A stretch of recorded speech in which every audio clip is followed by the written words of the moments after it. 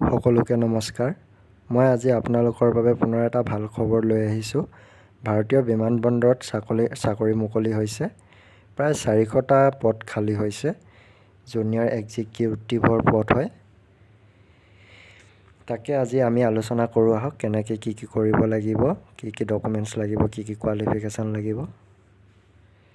ইয়াতে আপোনালোকে প্ৰথম দেখা পাব, ইয়াতে পদ মুকলি হৈছে প্ৰায় 400টা পদ। AI ৰিকুৱাৰমেণ্ট 2022 ইয়াতে আপোনালোকৰ পদটো হৈছে junior executive air traffic controller, অৰ্থাৎ এয়াৰ ট্ৰেফিক কণ্ট্ৰলাৰ। কাৰ কাৰণে কি পদ মুকলি হৈছে ইয়াতে দিয়া আছে। আনৰিজাৰ্ভৰ কাৰণে 160টা হৈছে, EWSৰ কাৰণে 40টা, NCLৰ OBC কাৰণে হৈছে 108টা, SC কাৰণে 59টা, ST কাৰণে 30টা, PWD কাৰণে 4টা। আৰু ইয়াতে আপোনালোকক দৰমহাৰ কথা উল্লেখ কৰিছে। দৰমহা আপোনালোকৰ যথেষ্টখিনি ভাল দিছে।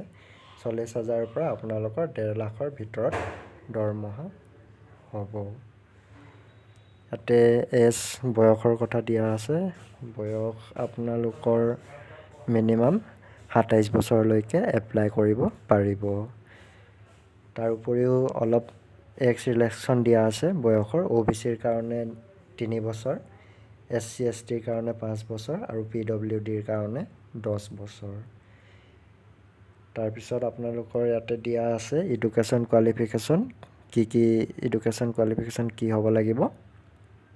ইয়াতে কৈছে full time regular bachelor degree of 3 years in science with physics and mathematics, অৰ্থাৎ আপোনালোকৰ BSc ডিগ্ৰী থাকিব লাগিব, লগতে আপোনালোকৰ ফিজিক্স আৰু কেমেষ্ট্ৰি থকাটো বাধ্যতামূলক। ইয়াতে লেংগুৱেজৰ কথা দিয়া আছে।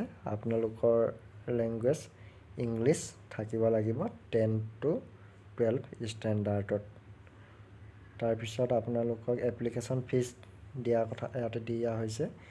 এপ্লিকেশ্যনৰ ফিজৰ কাৰণে আপোনালোকে SC ST হ'লে মানে মাত্ৰ 81 rupees পে' কৰিব লাগিব আৰু বাকীসকলে 1000। আৰু যদি আপুনি PWD কেটেগৰীৰ হয় তেতিয়াহ'লে আপোনাৰ কাৰণে 1 টকাও দিব নালাগে। ইয়াৰে পে'মেণ্ট মোডটো হ'ব সম্পূৰ্ণ অনলাইন। তাৰপিছত ইয়াতে কৈছে কেনেকৈ আমি এপ্লাই কৰিব লাগিব, how to apply for AI requirement. Interested কেণ্ডিডেটসকলে অফিচিয়েল ৱেবছাইটত গৈ এপ্লাই কৰিব পাৰিব। ইয়াৰ অফিচিয়েল ৱেবছাইটটো মই আপোনালোকক ডিছক্ৰিপশ্যনত লিংকটো দি দিম, তাতে গৈ আপোনালোকে ক্লিক কৰি অনলাইন কৰিব পাৰিব। আৰু অনলাইনৰ ষ্টাৰ্টিং ডেট হৈছে আপোনালোক 15